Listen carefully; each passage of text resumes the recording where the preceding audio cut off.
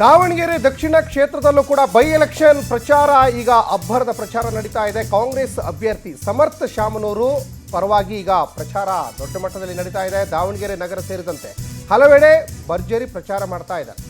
ಇನ್ನು ದಾವಣಗೆರೆ ನಗರ ಸೇರಿದಂತೆ ಹಲವೆಡೆ ಪ್ರಚಾರ ಜೋರಾಗಿ ನಡೀತಾ ಇದೆ. ಕಾಂಗ್ರೆಸ್ಗೆ ಮತ ನೀಡುವಂತೆ ಈಗ ಸಮರ್ಥ ಶಾಮನೂರು ಮನವಿಯನ್ನು ಮಾಡಿಕೊಂಡಿದ್ದಾರೆ.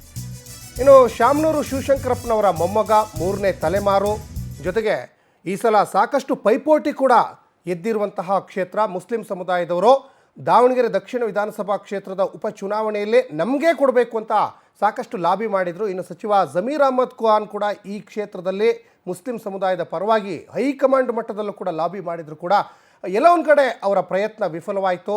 ಕೊನೆಗೂ ಅವರಿಗೆ ಟಿಕೆಟ್ ಕೊಡಿಸುವಲ್ಲಿ ಎಸ್ ಮಲ್ಲಿಕಾರ್ಜುನ್ ಈಗ ಸಕ್ಸಸ್ ಆಗಿದ್ದಾರೆ. ಜೊತೆಗೆ ಹೈಕಮಾಂಡ್ ಕೂಡ ಈಗ ಒಂದು ಅನುಕಂಪದ ಅಲೆಯಲ್ಲೋ ಅಥವಾ ಶಾಮನೂರು ಶಿವಶಂಕರಪ್ಪನವರು ಒಂದು ಕ್ಷೇತ್ರದಲ್ಲಿ ಸಾಕಷ್ಟು ಹೋಲ್ಡ್ ಇಟ್ಕೊಂಡಿದ್ರು ಅಂತನೋ ಏನೋ ಗೊತ್ತಿಲ್ಲ, ಅವರಿಗೆ ಈಗ ಟಿಕೆಟನ್ನು ಕೊಟ್ಟಿದೆ. ಇನ್ನು ಬೆಣ್ಣೆ ನಗರಿ ದಾವಣಗೆರೆಯಲ್ಲಿ DCM DKC ಕೂಡ ಪ್ರಚಾರ. ಇವತ್ತು ದಾವಣಗೆರೆಗೆ ಟ್ರಬಲ್ ಶೂಟರ್ ಎಂಟ್ರಿಯನ್ನು ಕೊಡ್ತಾ ಇದ್ದಾರೆ. ದಾವಣಗೆರೆ ದಕ್ಷಿಣ ಕಾಂಗ್ರೆಸ್ ಅಭ್ಯರ್ಥಿ ಪರವಾಗಿ ಅಬ್ಬರದ ಪ್ರಚಾರವನ್ನು DCM DKC ಮಾಡ್ತಾರೆ. ಸಮರ್ಥ ಶಾಮನೂರು ಪರ ಮತಬೇಟಿಯನ್ನು ಟ್ರಬಲ್ ಶೂಟರ್ DK ಶಿವಕುಮಾರ್ ಮಾಡ್ತಾರೆ ಅನ್ನೋದು ಕೂಡ ಗೊತ್ತಾಗ್ತಾ ಇದೆ. ಒಂದು ಕಡೆ ಬಾಗಲಕೋಟೆಯಲ್ಲಿ CM ಸಿದ್ದರಾಮಯ್ಯನವರು, ಇನ್ನೊಂದು ಕಡೆ ದಾವಣಗೆರೆ ದಕ್ಷಿಣ ವಿಧಾನಸಭಾ ಕ್ಷೇತ್ರದಲ್ಲಿ DCM DK ಶಿವಕುಮಾರ್ ಅಬ್ಬರದ ಪ್ರಚಾರವನ್ನು ಮಾಡಿ ಎರಡೂ ಕ್ಷೇತ್ರವನ್ನು ಕಾಂಗ್ರೆಸ್ ತಮ್ಮಲ್ಲೇ ಇಟ್ಕೊಳ್ಬೇಕು. ಯಾಕಂದರೆ ಕಾಂಗ್ರೆಸ್ನಿಂದ ತೆರವಾಗಿರುವಂಥ ಕ್ಷೇತ್ರ ಆಗಿರೋದ್ರಿಂದ ಕಾಂಗ್ರೆಸ್ ಅಗೈನ್ ಅದನ್ನು ಮರಳಿ ಪಡಿಬೇಕು ಅಂತ ಸಾಕಷ್ಟು ದೊಡ್ಡ ದೊಡ್ಡ ಘಟಾನುಘಟಿ ಲೀಡರ್ಗಳೇ CM DCM ಈಗ ಅಖಾಡಕ್ಕೆ ಇಳಿದಿದ್ದಾರೆ. ಇನ್ನು ದಾವಣಗೆರೆಯಲ್ಲಿ DCM DK ಶಿವಕುಮಾರ್ ಒಂದು ಕಡೆ ಇವಾಗ ಪ್ರಚಾರದಲ್ಲಿ ಭಾಗಿಯಾಗ್ತಾ ಇದ್ದಾರೆ. ಶಶಿಧರ್ ಸಾಕಷ್ಟು ಡೀಟೇಲ್ಸನ್ನು ಕೊಡ್ತಾ ಇದ್ರಿ.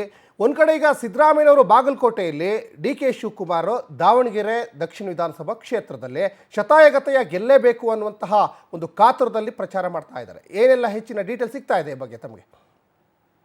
ದಾವಣಗೆರೆ ದಕ್ಷಿಣ ವಿಧಾನಸಭಾ ಕ್ಷೇತ್ರದಲ್ಲಿ ಅಲ್ಪಸಂಖ್ಯಾತರು ಮತ್ತು ಅದೇ ರೀತಿಯಲ್ಲಿ ಕೂಡ ಅಹಿಂದ ವರ್ಗದ ಮತಗಳು ಅತಿ ಹೆಚ್ಚಿನ ಸಂಖ್ಯೆಯಲ್ಲಿ ಇದೆ.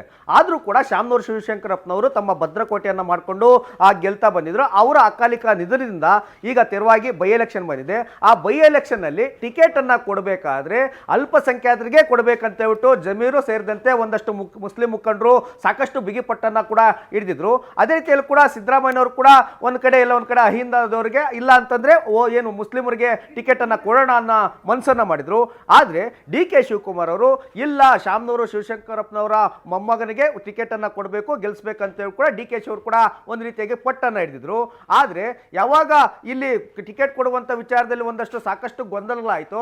ಆ ಗೊಂದಲದ ನಡುವೆ ಏನು SS ಮಲ್ಲಿಕಾರ್ಜುನ್ ಮತ್ತೆ ಜಮೀರು ಅವ್ರ ಏನು ನಡುವೆ ಸಾಕಷ್ಟು ಮಟ್ಟದಲ್ಲಿ ದೊಡ್ಡ ಮಟ್ಟದಲ್ಲಿ ಅವ್ರ ವಿರುದ್ಧ ಏನು ಅಂತರ್ಯುದ್ಧ ಕೂಡ ನಡೀತು. ನೀವು ಪ್ರಚಾರಕ್ಕೆ ಬನ್ನಿ ಅಂತ ಒಬ್ರು ಕರೆದ್ರೆ ಆ ಪ್ರಚಾರಕ್ಕೆ ಬರ್ದೇ ಇದ್ರೂ ಕೂಡ ನಡೆಯುತ್ತೆ ಅಂತ ಹೇಳ್ಬಿಟ್ಟು SS ಮಲ್ಲಿಕಾರ್ಜುನ್ ಅವರು ಜಮೀರ್ ಅವರಿಗೆ ಒಂದು ರೀತಿಯಂತ ಕೌಂಟರ್ ಅನ್ನು ಕೊಟ್ಟಿದ್ರು.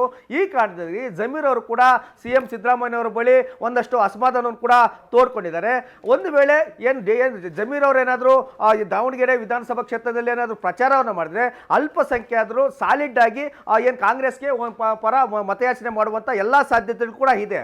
ಆದರೆ ಯಾವಾಗ ಜಮೀರ್ ಅವರು ಅಲ್ಲಿ ಎಂಟ್ರಿ ಕೊಡದೆ ಅವ್ರೇನಾದರೂ ಈಗ ಕೇರಳ ಬೇರೆ ವಿಧಾನಸಭಾ ಕ್ಷೇತ್ರಗಳಿಗೆ ಪ್ರಚಾರಕ್ಕೆ ಹೋಗ್ತಾ ಇದ್ದಾರೆ ಅನ್ನೋ ಮಾಹಿತಿ ಕೂಡ ಕೇಳಿ ಬರ್ತಿದೆ. ಇದ್ರ ಬಗ್ಗೆ ಹೈಕಮಾಂಡ್ ಕೂಡ ಈಗಾಗಲೇ ಎಂಟ್ರಿ ಆಗಿ KC ವೇಣುಗೋಪಾಲ್ ಅವರನ್ನ ಕರ್ಕೊಂಡ್ಬಂದು ಅವ್ರ ನೇತೃತ್ವದಲ್ಲಿ ಕೂಡ ಜಮೀರ್ ಅವರನ್ನ ಕರ್ಕೊಂಡೋಗಿ ರ್ಯಾಲಿಯನ್ನ ಮಾಡೋಣ ಅಂತೇಳಿ ಕೂಡ ಒಂದಷ್ಟು ಕಾಂಗ್ರೆಸ್ನಲ್ಲಿ ಒಂದಷ್ಟು ಪ್ಲಾನ್ ಕೂಡ ಆಗಿದೆ. ಹೀಗಾಗಿ SS ಮಲ್ಲಿಕಾರ್ಜುನ್ ಅವರು DK ಶಿವಕುಮಾರ್ ಅವರಿಗೆ ಕರೆಯನ್ನ ಮಾಡಿ ತಾವು ಪ್ರಚಾರಕ್ಕೆ ಬರಬೇಕು, ನಮ್ಮ ಅಭ್ಯರ್ಥಿ ಪರ ಏನು ಪ್ರಚಾರವನ್ನು ಮಾಡಬೇಕು, ಒಂದಷ್ಟು ಬೆಂಬಲವನ್ನು ಕೊಡಬೇಕು ಅಂತ ಕೂಡ ರಿಕ್ವೆಸ್ಟ್ ಅನ್ನ ಮಾಡಿದ್ರು. ಇದೇ ಕಾರಣಕ್ಕಾಗಿ ಸ್ವತಃ DK ಶಿವಕುಮಾರ್ ಅವರು KPCC ಅಧ್ಯಕ್ಷರಾಗಿರೋದ್ರಿಂದ ಉಪಮುಖ್ಯಮಂತ್ರಿಗಳಾಗಿರೋದ್ರಿಂದ ದಾವಣಗೆರೆ ಕ್ಷೇತ್ರದಲ್ಲಿ ಏನಾದರೂ ಮಾಡಿ ಕಾಂಗ್ರೆಸ್ ಅಭ್ಯರ್ಥಿಯನ್ನ ಗೆಲ್ಲಿಸಲೇಬೇಕಂತ ಹೇಳ್ಬಿಟ್ಟು ಪಣವನ್ನು ಕೂಡ ತೊಟ್ಟಿದ್ದಾರೆ.